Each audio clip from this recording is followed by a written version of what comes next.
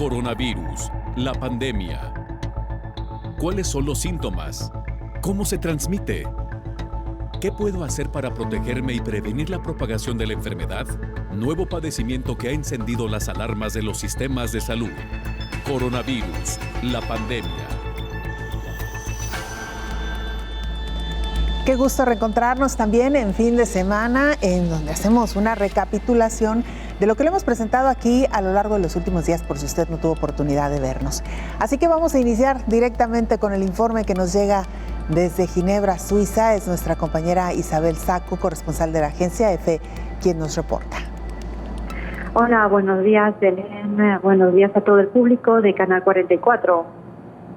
La Organización Mundial de la Salud nos informa hoy que 527.000 nuevos casos de COVID-19 han sido confirmados en el mundo en las últimas 24 horas, con lo cual el número acumulado de personas infectadas se eleva a 217 millones, mientras que las muertes han llegado a 4,5 millones en 20 meses de pandemia. La vacunación a nivel mundial ha supuesto que más de 5.200 millones de dosis han sido administradas, lo que representa ya más de la mitad de la población mundial. Pero la realidad es que el 75% de esas vacunas siguen siendo utilizadas únicamente en 10 países. Ayer Alemania ha dado un paso adelante en este sentido al anunciar que de aquí a fin de año donará 100 millones de dosis de vacunas contra la COVID-19 que serán destinadas a países que tienen escaso acceso a ellas. Esa será la segunda gran contribución que hace Alemania para aliviar este problema de desigualdad en el acceso a esta herramienta, que es vital si se quiere poner al coronavirus bajo control. Alemania ha dicho que una parte de esta nueva donación será canalizada a través del mecanismo COVAX, que trabaja para que los países de menores recursos puedan vacunar a los grupos de mayor riesgo, como trabajadores sanitarios y personas mayores. Hay que recordar que muchos países en varias regiones del mundo siguen sin poder vacunar a estos llamados grupos de riesgo justamente. Alemania ha dicho que la otra parte de la entrega se realizará a través de acuerdos que firmará directamente con países. Por otra parte, hoy han publicado en la revista científica de Lancet, un grupo de expertos, los resultados de un estudio que corroboran que la posibilidad de que las personas vacunadas con la pauta completa sean hospitalizadas al contraer la COVID-19 se reduce en más de un 70% frente a aquellos que no han sido vacunados. También se ha visto que aquellos que dan positivo después de ser vacunados con las 2 dosis tienen el doble de probabilidades de ser completamente asintomáticos. Además, el estudio indica que el riesgo de contraer COVID de larga duración, es decir, cuando los síntomas persisten después de 28 días de la infección, se reduce a la mitad entre los vacunados con la pauta completa. Todo lo cual nos quiere decir sobre los beneficios de poder recibir las vacunas que están disponibles contra la COVID-19. Ya llegando a América Latina, podemos decirles que la Organización Panamericana de la Salud acaba de advertir que se necesitan justamente 540 millones más de dosis de las vacunas para inmunizar al menos al 60% de la población en el continente americano. Pues hay que recordar que en este continente, en 4 de 10 de los 10 mayores países con casos de coronavirus están justamente en la región donde el coronavirus ha sido también más letal que en cualquier otra parte del mundo. Hay que entonces recordar que la vacunación todavía está languideciendo en la América Latina, donde más de un tercio de los países todavía no logran vacunar ni siquiera al 20% de las personas. Desde Ginebra informó para el programa Coronavirus, la pandemia, Isabel Saco. Realizar pruebas permanentes a los alumnos en los espacios escolares sería una de las maneras como podrían controlarse y detectarse también de manera temprana algún caso y evitar contagios, es lo que dicen algunos especialistas. Llegó el día y millones de alumnas y alumnos de diferentes niveles educativos regresaron a las aulas en medio de una ola pandémica por COVID-19 alta sostenida. Los sistemas de salud de las naciones aseguran que los protocolos establecidos para prevenir brotes internos son eficaces y seguros.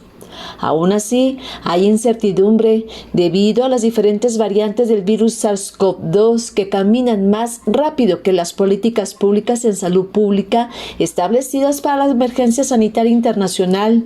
Alfa, delta y gamma son de mayor preocupación, ya que desde el inicio de verano han ocasionado un dolor de cabeza para los científicos y ante un retorno a clases también de alta necesidad, de acuerdo con organismos internacionales que analizan el desarrollo educativo. En este regreso a clases, las medidas establecidas en cada uno de los protocolos de los países deberán ser uniformes para prevenir una alta incidencia de enfermedad muerte en la población infantil.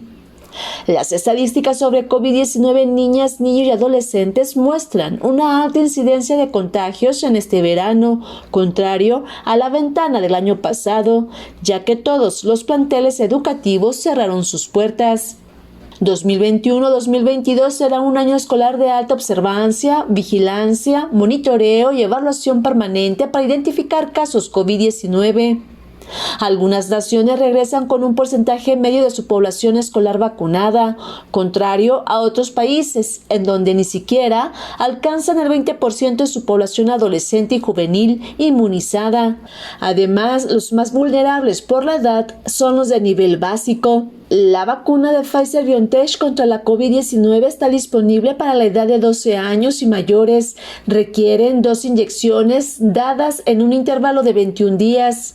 La segunda dosis, si es necesario, se puede dar hasta 6 semanas después de la primera. De acuerdo con resultados de investigación de este biológico, muestra que tiene una efectividad de 100% en la prevención del virus de COVID-19 en niños y niñas de 12 a 15 años, de 95% en quienes tienen 16 años y mayores. Asimismo, se demostró tener una efectividad del 96% en la prevención de una enfermedad grave como es el virus de la COVID-19 causado por la variante Delta. Además, ya se están realizando estudios sobre el uso de la vacuna contra COVID-19 en niñas y niños. En este monitoreo permanente escolar de identificación de casos, las pruebas de detección del virus deberán ser aplicadas de manera constante, la prueba vírica y la prueba de los anticuerpos. La primera busca signos de infección activa y la prueba de anticuerpos busca signos de infección previa. En este camino a la escuela en medio de la pandemia COVID-19 es esencial activar todos los protocolos para prevenir riesgos graves en la población estudiantil mundial, informó Isaura López Villalobos. A propósito del tema, el infectólogo Héctor Raúl Pérez Gómez nos habló esta semana de la importancia de practicar estas pruebas de detección también a la población infantil. Cuando se va a realizar lo que llamamos hisopado nasal o nasofaríngeo, se utiliza un hisopo de diferente tamaño, particularmente de diferente calibre. Un hisopo mucho más delgado, que le genere menos molestias a los niños, para tomar la muestra ya sea del exudado nasal o nasofaríngeo, porque recordemos que se pueden hacer, por ejemplo, 2 tipos de pruebas que detectan la presencia del virus. Una de ellas es la RT-PCR, la PCR que conoce todo el mundo coloquialmente, y la llamada prueba de antígeno. Esta segunda es una prueba que da un resultado muy rápido. En 15 minutos tú puedes tener un resultado de la prueba, y la PCR tarda aproximadamente entre 6 y 8 horas. A veces, por la cantidad de trabajo, los laboratorios entregan resultados un día después o varios días después. Ha llegado a ser tal la saturación que las PCRs tardan más tiempo, ¿no? Pero como tal, el proceso dura aproximadamente 3 horas como máximo, y los resultados están en 6 horas aproximadamente. Entonces, ¿qué diferencia hay entre una y otra prueba? La prueba de antígeno se realiza en exudado nasal. El hisopo se introduce exclusivamente en la fosa nasal y hay que introducirlo hasta llegar a la región conocida como nasofaringe. Es decir, no se toma superficialmente, hay que introducirlo. Hay una técnica perfectamente establecida. Y la PCR se toma en exudado nasal y exudado faríngeo. Ahí hay que hacer una toma en la nariz hasta la nasofaringe y otra toma directamente por la boca a la faringe.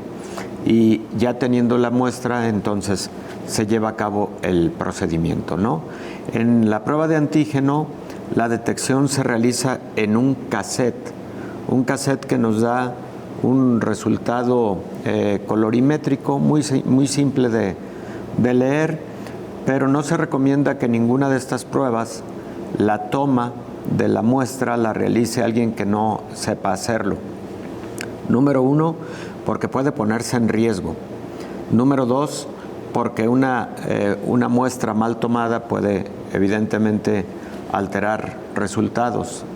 Y número 3, porque se puede lastimar la naricita o la nasofaringe del pequeño. Entonces hay que hacerlo con personal que está entrenado para ese propósito. Existen pruebas de PCR que pueden estar disponibles. El procedimiento como tal puede estar en media hora. Son equipos automatizados que sí generan lo que se conoce como termociclos, pero son tiempos acortados de cada procedimiento y todo está automatizado en un equipo compacto, y estas pruebas han tenido mucho éxito porque son igual de sensibles y específicas que las pruebas de PCR que se realizan a través de procedimientos tradicionales. Las dos son PCRs, es un tipo PCR compactado en tiempos, son muy buenas. No todo el mundo las tiene, me refiero a los laboratorios, no están disponibles en todo el mundo, pero son pruebas excelentes. Y la otra situación es que también, como fueron implementándose más y más laboratorios a nivel mundial para poder realizar estas pruebas, bueno, pues eso también disminuyó los tiempos de espera para un resultado, ¿no? Hay estudios de cero prevalencia, es decir, este tipo de detección de anticuerpos contra SARS-CoV-2, que nos sugieren que en población juvenil, por ejemplo en México, ya se ha alcanzado hasta el 25% de pruebas positivas sin tener antecedente de vacunación. Entonces sería muy interesante la exploración en niños. Hacemos nuestra primera pausa, regresamos con más información.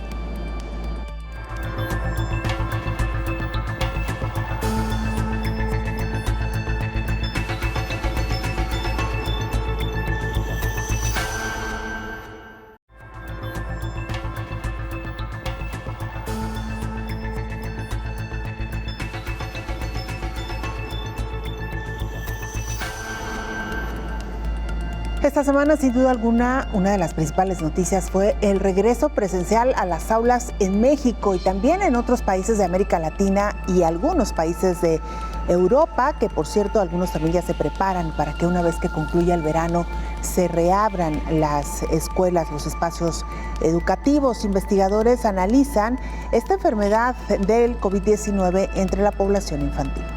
España es uno de los países que más ha escrito sobre la población infantil y el nuevo coronavirus. Desde el inicio de la actual pandemia por el virus SARS-CoV-2, el papel de los niños como vectores de contagio se ha ido refiriendo. En un primer momento fueron considerados importantes vehículos de transmisión, sobre todo por experiencia previa de lo que sucede con otros virus como la gripe. Estudios posteriores han cuestionado su capacidad de contagio, especialmente la de los menores de 10 años. Otros países que han hecho una descripción de síntomas de la COVID en la población infantil es Estados Unidos. Ellos han detallado que algunas de las manifestaciones clínicas más frecuentes en los niños son la fiebre y la tos. Una serie de 78 casos pediátricos de los Estados Unidos no presentaron fiebre. Otras manifestaciones clínicas reportadas son rinorrea, odinofagia, conjuntivitis, astralgias, mialgias, disnea, cefalea o irritabilidad, síntomas gastrointestinales como diarrea, vómito y dolor abdominal. También se han reportado en los niños sobre todo manifestaciones cutáneas como signo clínico asociado a COVID-19, informó Rocío López Fonseca. ¿Cuáles protocolos son esenciales para este regreso a clases, el regreso presencial? De esto nos habló el infectólogo Héctor Raúl Pérez Gómez. Una experiencia que debe tomarse con muchísima precaución, con mucha vigilancia epidemiológica, en la que toda la comunidad educativa debe colaborar, y eso incluye al personal docente, incluye al personal administrativo, a los alumnos, por supuesto, y a los padres de familia también, porque los protocolos inician desde casa. Los protocolos incluyen el traslado, el transporte. Los protocolos incluyen el ingreso, la estancia durante la jornada escolar. El protocolo incluye el regreso e incluye ese seguimiento que se debe dar a cada niño en casa. El protocolo incluye todo lo relativo a prevención, pero también a detección oportuna, a propósito del tema de hoy.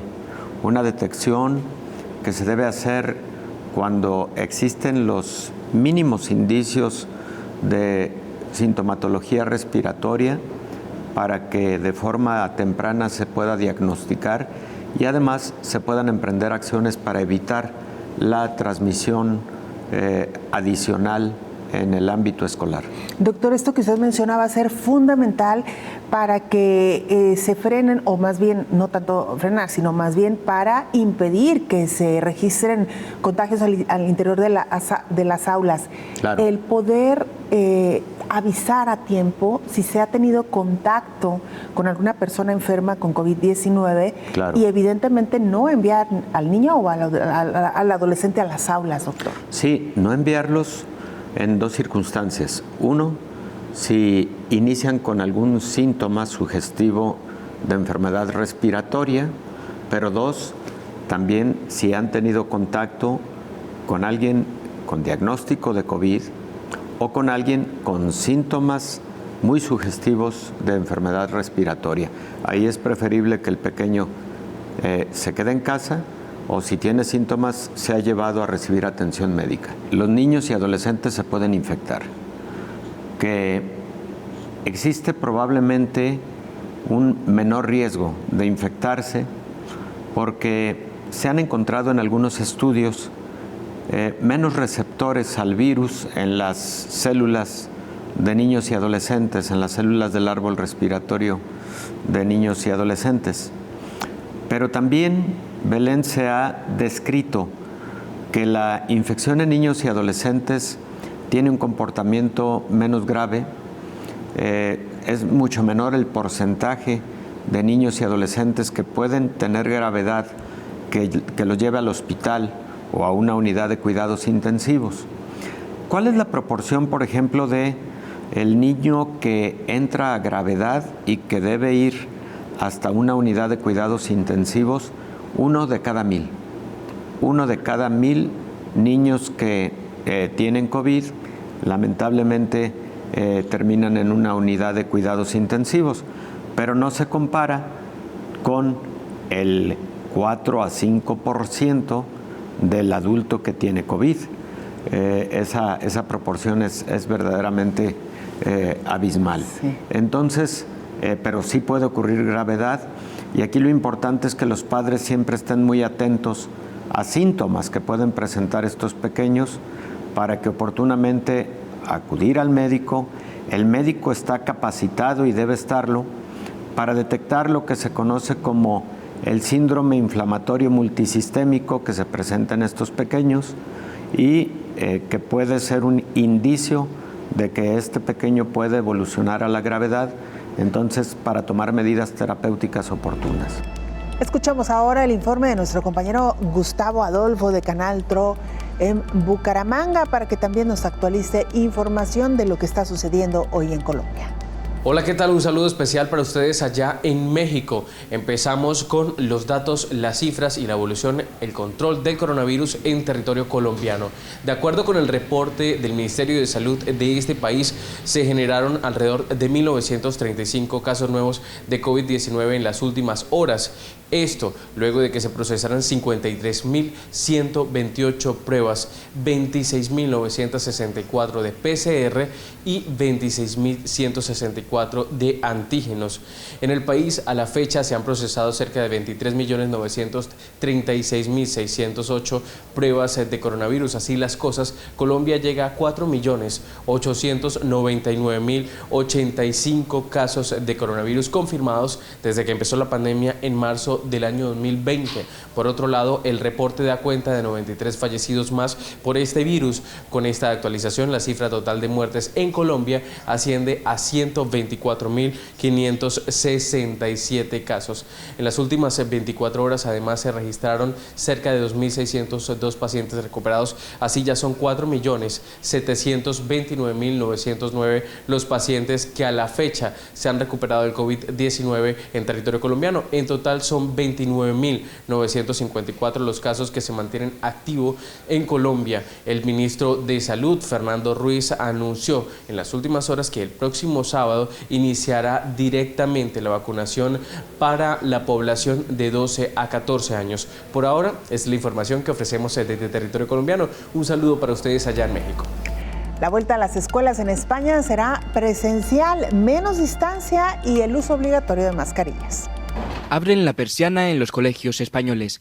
En unos días comienza la vuelta al cole de la normalidad, es decir, la vuelta a la presencialidad, a las ratios de alumnos más elevadas y a estar más juntos en las clases. La mascarilla seguirá siendo obligatoria para los mayores de 6 años, pero la distancia social se reduce de 1,5 metros a 1,20. Tenemos las ganas de poder arrancar de nuevo con la máxima normalidad posible, pero también somos conscientes y estamos también preocupados porque las diferencias que vamos a tener a la hora tanto de organizar los centros educativos como también de trabajar con la ratio antigua imponen también una serie de dificultades. Si aumentamos el número de niños por grupo, pues hay más niños que se pueden contagiar, más niños que hay que confinar y más padres que hay que confinar también, entonces eso puede causar más problemas. La Confederación de Padres y Alumnos prefiere que se sigan manteniendo los grupos como hasta ahora, aunque la decisión final la tendrán los gobiernos regionales. Mejora lo que es la convivencia escolar, mejora los resultados académicos, se ha demostrado en las etapas educativas que han estado en presencialidad 100% y además como una medida higiénico-sanitaria. La mayoría de los profesores están vacunados, más del 60% de los alumnos mayores de 12 años tiene al menos una inyección y el 16% la pauta completa. Nuestra compañera Elizabeth Ortiz nos presenta la siguiente historia. Se trata de Boris, un chico que analiza estadísticas de COVID-19.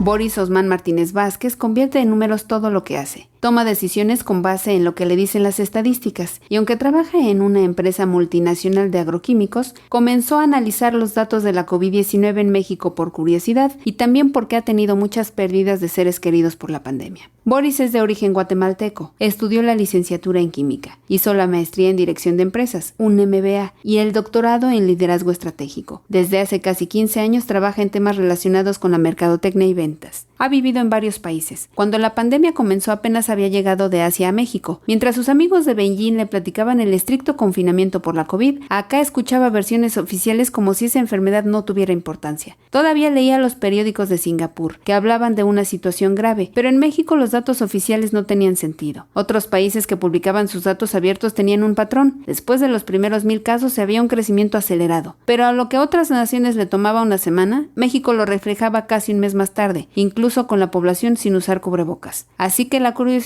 fue el primer factor para hacer análisis de la pandemia. Luego fueron las pérdidas. A finales de marzo murió la hermana de un amigo de la infancia. Eso fue en Nueva York. Como vivió en Guadalajara, en México, en mayo supo que su amigo murió. En junio falleció el amigo que tuvo desde el kinder en Guatemala. No debo decir todos los meses, pero la peor parte fue en este año. Entre abril y junio perdí 5 tíos.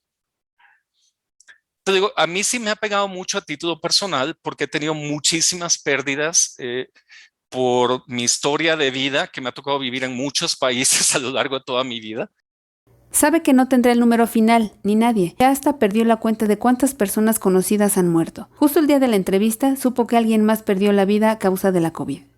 Pero a título personal, realmente lo que me ha motivado, de primera parte matemática, después vivir todas estas pérdidas, y darme cuenta de que muchos amigos míos estaban creyendo la narrativa oficial de que todo está bien. comencé a hablar con muchos de ellos y me daba cuenta de ello, ya para mediados del año pasado, que muchos de ellos creían la narrativa porque no tenían ningún lugar que les ayudara a entender qué estaba pasando con los números.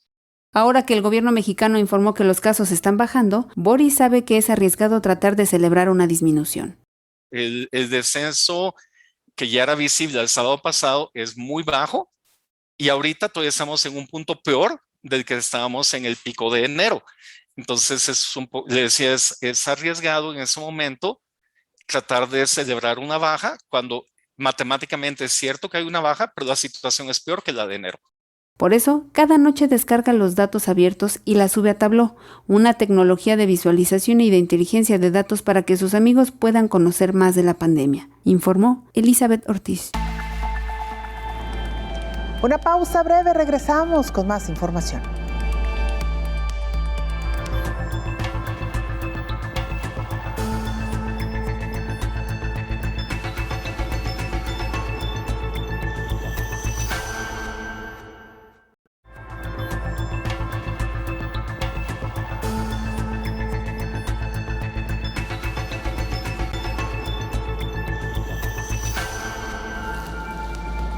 En Sudáfrica detectaron una nueva variante del virus del SARS-CoV-2 con un número importante de mutaciones. Aún no se determina su gravedad. Conforme más personas van contagiándose de COVID-19, el virus va mutando cada vez más. Ahora se identificó una nueva variante en Sudáfrica. Científicos de ese país explicaron que lograron identificar una nueva variante del coronavirus que tiene un número preocupante de mutaciones. La variante nombrada como C12 se identificó por primera vez en mayo en 2 provincias sudafricanas que se encuentran en Johannesburgo y Pretoria. Desde entonces se han encontrado en otros 7 países de África, Oceanía, Asia y Europa. Explicaron los científicos que las mutaciones en el virus están asociadas con una mayor transmisibilidad y una mayor capacidad para evadir anticuerpos. Es importante destacar este linaje dada su preocupante constelación de mutaciones. Esta variante C12 evolucionó de C1, un linaje del virus que dominó las infecciones en la primera ola del virus en Sudáfrica a mediados de 2020. Estos hallazgos fueron publicados en el Instituto Nacional de Enfermedades Transmisibles de ese país, informó Rocío López Fonseca. El infectólogo Héctor Raúl Pérez Gómez habló esta semana de los protocolos a seguir en el regreso presencial a las aulas y sobre todo particularmente identificar los casos de enfermedades, no solamente de COVID-19. Es importante mantener y vigilar la salud tanto de los niños como de los adolescentes, pero también del personal educativo. Probablemente de la década de los años 40 a la fecha, se empezaron a establecer protocolos generales respecto de cómo detectar oportunamente brotes, de cómo detectar oportunamente epidemias, pandemias, porque a partir del surgimiento de la Organización Mundial de la Salud, también se establecieron normativas internacionales y en la normativa internacional sanitaria sí están establecidos algunos de estos lineamientos. Entonces, con relación específicamente a el ámbito escolar, se fueron determinando por lo menos aspectos básicos como el hecho de no permitir el que acudiera un alumno enfermo a actividades escolares, no solamente por síntomas respiratorios, sino cualquier otra sintomatología, precisamente con propósitos, primero, de que recibiera atención médica y segundo, de evitar la transmisión de alguna enfermedad al interior del plantel, respiratoria o gastrointestinal, predominantemente de esas dos categorías. Porque recordemos que también existen infecciones gastrointestinales que se pueden transmitir y generar brotes, como el caso de cólera, como el caso de amibiasis, como el caso de algunas infecciones virales que tienen origen en el tracto gastrointestinal, pero que pueden provocar enfermedad sistémica como las hepatitis agudas tipo A o tipo E. Entonces, los códigos sanitarios establecen el acatamiento de este tipo de medidas para evitar brotes, primero en ámbitos muy concretos, específicos, pero también en el nivel macro. En el nivel macro, Belén, depende de cada escenario y de cada patología, pero se utilizan variables que están epidemiológicamente bien establecidas. Una de ellas, por ejemplo, es lo que se conoce como los canales endémicos. Los canales endémicos son, de alguna manera, los parámetros o rangos entre los cuales la presencia de una determinada enfermedad se consideran bajo control, y que si no se rebasa ese canal endémico, se puede decir que está el panorama epidemiológico de dicha enfermedad estable. El patógeno puede estar circulante, pero en niveles de buen control. Canales endémicos es uno de estos parámetros que se utilizan. Y los canales endémicos, predominantemente para las enfermedades que ya tienen una permanencia, digamos, en una determinada comunidad. Pero también hay que identificar que existen regiones, países, localidades en donde esa enfermedad quizás no existía, por lo tanto no estaban establecidos los canales endémicos, porque las condiciones climáticas, ambientales, las condiciones sociales, etcétera, no eran propicias para determinada enfermedad. Aparece, y aunque sean pocos casos, eso puede ser una alerta.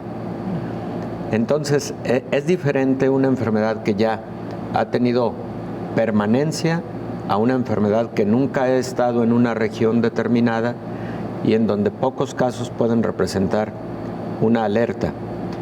También, Belén, decía, depende del escenario, porque hay patologías de rápida transmisión, pero además de muy alta letalidad.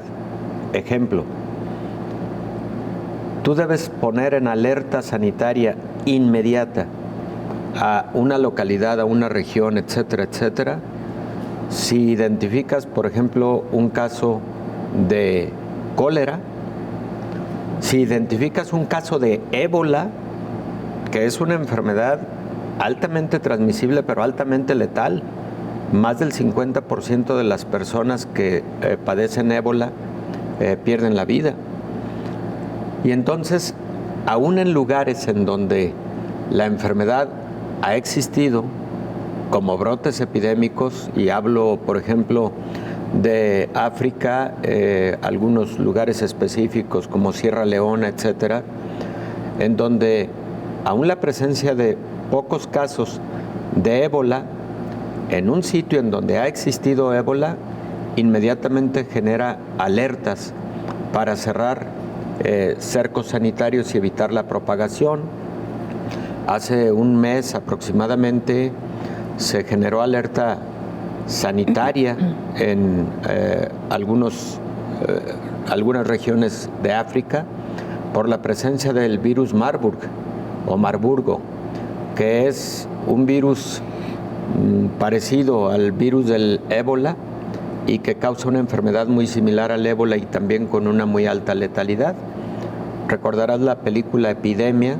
Bueno, la película Epidemia es una descripción cinematográfica de una epidemia del virus Marburg o Marburgo. Bueno, entonces, depende del escenario, depende de la patología. También, Belén, hay otros escenarios en donde tú tienes una determinada patología que ha llevado a la casi erradicación y te encuentras con 2 o 3 casos en una determinada región. Eso prende alertas sanitarias. Ejemplo, la polio. La polio es una enfermedad que está tendiendo a la erradicación. Lamentablemente sigue habiendo casos de parálisis flácida febril y diagnósticos de polio en algunos lugares del mundo. Pero se ha logrado un alto control. Cuando en algún país han transcurrido años sin un caso de polio y se presenta un caso de polio, eso genera alerta sanitaria, un caso. Como pasó también con el sarampión, doctor. Como pasó con brotes de sarampión en Nueva York, como pasó con brotes de sarampión en Alemania, etcétera. Algo similar. Pero también, Belén, ahora veamos el escenario de enfermedades que estamos acostumbrados a ver en determinadas regiones. Te voy a poner el ejemplo del dengue. El dengue genera 380 millones de infecciones anuales, así de ese tamaño. La mayor parte son asintomáticas. De tal manera que a nivel mundial, año con año, se reportan solamente alrededor de 5 millones a 8 millones de casos anuales, pero la estimación es que se infectan 390 millones de personas. Si estos 4 a 8 millones de personas que año con año se reportan oficialmente, en un año se convierten en 15 millones de personas, eso puede representar una alerta sanitaria, porque se sale de un canal endémico que estábamos acostumbrados a ver a lo largo de meses o años. ¿Y por qué motivo? Porque si entonces se reportaron 15 millones de personas en un año, que es el doble de lo que venía observándose en los canales endémicos, eso puede ser reflejo de que en lugar de 380 millones de casos de infección anual, sea el doble realmente el que ocurrió, y entonces eso puede estar significando que para el siguiente año represente un crecimiento exponencial, y entonces por eso, aún con una enfermedad de muy alta prevalencia o incidencia en el mundo, se genere una determinada alerta sanitaria. Entonces, depende de la enfermedad, depende del escenario, depende de si era una enfermedad ya bajo absoluto control, casi erradicada, depende de todos esos factores. Y las vacunas han permitido a Dinamarca dejar atrás la COVID-19 mientras la crisis empeora en Italia y Francia. El avance de la vacunación lleva a Dinamarca a dejar de considerar la COVID-19 como una enfermedad crítica. El gobierno danés ha celebrado tener la epidemia bajo control y unas tasas de vacunación récord con el 80% de los adultos inmunizados. Por eso, desde el 10 de septiembre abandonarán algunas normas introducidas para la lucha contra los contagios, como la exigencia del pase COVID para acceder a algunos eventos. La otra cara de la crisis sanitaria está en Italia. La isla de Sicilia, con el mayor número de hospitalizados de todo el país, pondrá en marcha nuevas medidas contra el virus. Pasará a ser zona amarilla, lo que significa que la mascarilla vuelve a ser obligatoria en interior y exterior y se restringen los aforos. Una señal de alarma, dicen las autoridades, que vuelven a imponer restricciones por primera vez en 2 meses. La situación no es mejor en Francia, donde 2 pacientes de COVID-19 en cuidados intensivos tuvieron que ser trasladados en avión desde Marsella a Estrasburgo para descongestionar los hospitales del sureste. Y las Antillas también viven un periodo crítico que ha obligado a ampliar el confinamiento. París enviará a las islas personal médico y suministros este sábado.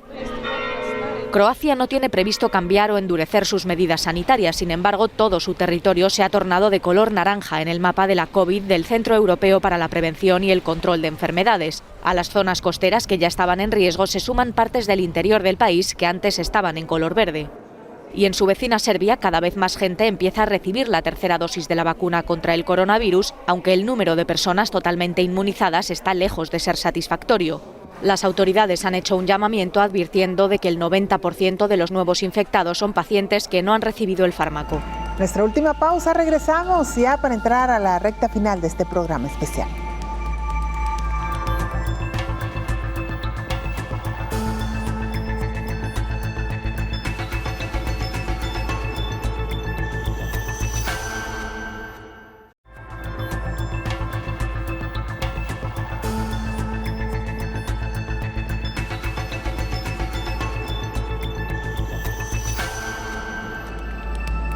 La mitad de los adolescentes entre 12 y 17 años en Estados Unidos ya tienen al menos una dosis de la vacuna anti-COVID. El 50% de los jóvenes de 12 a 17 años ahora tiene al menos su primera dosis anti-COVID en los Estados Unidos. La tasa de vacunación entre los adolescentes está creciendo más rápido que en cualquier otro grupo de edad. Una forma clave en la que podemos mantener a los niños seguros y en la escuela es vacunando a más niños de 12 o más años, señaló el coordinador de respuesta al coronavirus de la Casa Blanca, Jeff Zients. Además, la directora de los Centros para el Control y Prevención de Enfermedades, Rochelle Walensky, explicó que en las escuelas que cuentan con protocolos de seguridad, los casos en niños y adolescentes fueron aproximadamente 3,5 veces más bajos durante el pico de invierno en comparación con las tasas en la comunidad. Esta semana los CDC lanzaron herramientas para ayudar a las escuelas a planificar e implementar las pruebas de detección y para que los padres comprendan lo que deberían pedir y, de hecho, lo que esperan de sus sistemas escolares para mantener a sus hijos seguros. Sin embargo, Walensky lamentó que desafortunadamente muchas escuelas han optado por no implementar estas herramientas recomendadas. Así que este organismo sigue de cerca los casos y hospitalizaciones en niños al mismo tiempo que reabre la escuela, informó Elizabeth Ortiz. Expertos se unen para identificar formas efectivas de detectar a tiempo posibles epidemias o pandemias. La Organización Mundial de la Salud cada año publica una lista de 10 amenazas para la salud pública mundial. En 2019, el sexto ítem de la lista era la diseminación de patógenos con efectos adversos para la salud humana y el segundo era el temor a una pandemia como la de la influenza de 2009. El 1 de enero de 2020 en China se anunció la identificación y diseminación de un nuevo virus respiratorio bautizado como el SARS-CoV-2 que desató la pandemia actual. Científicos advierten que vendrán más pandemias como esta. Según las estimaciones de la Escuela de Salud Pública de la Universidad de Harvard, estos eventos ya están sucediendo con mayor frecuencia. Se informaron más de 335 brotes de enfermedades infecciosas emergentes en todo el mundo entre 1940 y 2004, más de 50 por década. La tasa de brotes está aumentando y es más probable que estos se conviertan en epidemias y pandemias en los próximos años, debido a la globalización e interconexión mundial. La COVID-19 es altamente transmisible, pero tiene una tasa de mortalidad mucho menor en comparación con otros virus. Por esta razón, y para implementar programas de respuesta más efectivos, seguros y rápidos, fue creado el grupo de 6 expertos convocados por la Escuela de Salud Pública de la Universidad de Harvard y el Harvard Global Health Institute. El grupo se llama Preventing Pandemics and the Source. Tienen como objetivo identificar las formas más efectivas de prevenir nuevas enfermedades infecciosas que tengan origen animal. El director del Departamento de Enfermedades Transmisibles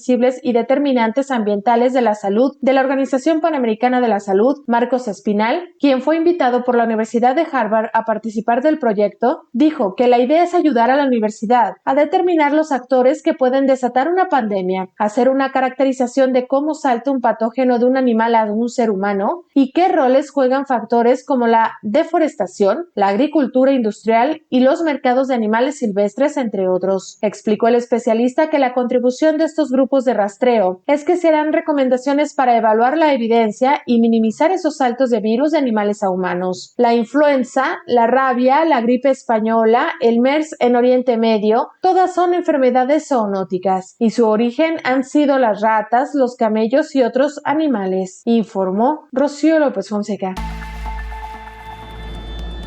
Esta semana también el infectólogo Héctor Raúl Pérez Gómez hizo una revisión de cómo avanza la vacunación en el mundo.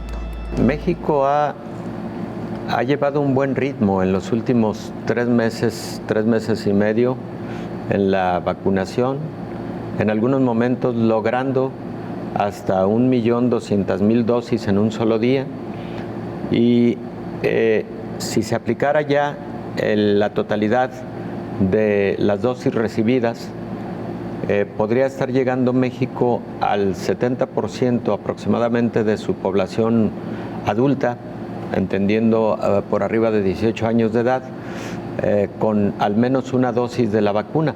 En estos momentos estamos en alrededor del 65% de la población mayor de 18 años con al menos una dosis de la vacuna, Belén.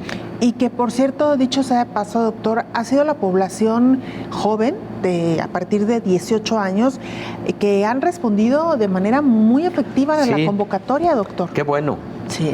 Qué bueno, sorprendentemente. Y fíjate que lamentablemente un grupo de edad correspondiente a la década de los 50 a los 60 años de edad, estadísticamente son los que han dejado más pendiente el tema de la vacunación, con aproximadamente 28% de personas en este grupo de edad que no han atendido a la vacunación cuando han tenido la oportunidad de hacerlo. Ojalá y los rezagados de todos los grupos de edad atiendan lo antes posible, porque eso nos va a permitir lograr mayor control de la pandemia en México y en cualquier parte del mundo, porque además la reticencia a vacunarse no es privativo de México, es algo que está ocurriendo en muchos países en el mundo, Belén. Oiga, doctor, y quizás sea también en parte porque este grupo poblacional al que usted se refiere se ha dejado quizá influenciar por todos estos mitos alrededor de las vacunas. En esta etapa donde les correspondía vacunarse fue cuando más, pues ahora sí que más invadidos estuvimos por la infodemia, doctor. Sí, lamentablemente, Belén. Y lo que comentábamos hace unos días en esta mesa de trabajo, los casos graves que se están viendo en el país, que están requiriendo hospitalización, etcétera, la gran mayoría no están vacunados. Así es, independientemente de los grupos de edad. Cuando se habla de RBD, se refiere a la parte más específica de la proteína espicular, que es, se conoce como determinante antigénico, el que se une a el anticuerpo o el que se une en su momento al receptor celular a la célula que infecta SARS-CoV-2. Entonces, es una buena noticia, indudablemente. Habría que revisar con detalle publicaciones sobre los ensayos de fase preclínica, fase 1, fase 2, fase 3, para identificar el sustento de esta decisión que ha tomado COFEPRIS de dar el aval técnico para esta vacuna. Pero seguramente hay alguna información interesante detrás de todo esto, porque Cuba ha sido un país con buena tradición en cuanto al desarrollo de biológicos. Es una opinión técnica que seguramente solicitó Cuba de un tercero acreditado para que este tipo de opiniones técnicas den sustento, por ejemplo, al desarrollo de ensayos clínicos, o den sustento incluso a las peticiones futuras de autorización para uso de emergencia, por ejemplo, ¿no? Oye, doctor, ¿y esta vacuna es similar a qué otra? ¿Qué plataforma están utilizando? Belén, es similar